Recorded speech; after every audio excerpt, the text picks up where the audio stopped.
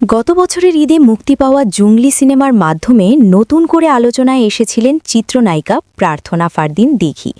আর সেই ধারাবাহিকতা ধরে রেখে এবার ঈদুল আজহায় তিনি ফিরছেন নতুন সিনেমা বিদায় নিয়ে। দর্শকের অপেক্ষা যেন দিন দিন আরও বাড়ছে। পরিচালক মেহেদী হাসানের এই ছবিটি শুটিং শুরুর পর থেকেই ছিল আলোচনায়।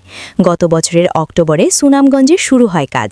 পরিকল্পনা ছিল ঈদুল ফিতরে মুক্তি দেওয়ার, কিন্তু নির্ধারিত সময়ের মধ্যে শুটিং শেষ না হওয়ায় মুক্তি পিছিয়ে যায়। তবে নির্মাতা তখন ব্যস্ত ছিলেন তার আরেকটি ছবি রাক্ষস নিয়ে, যা ইতোমধ্যে মুক্তি পেয়েছে। এখন সংশ্লিষ্টরা বলছেন আগামী ঈদুল আজহায় বিদায় মুক্তি প্রায় নিশ্চিত।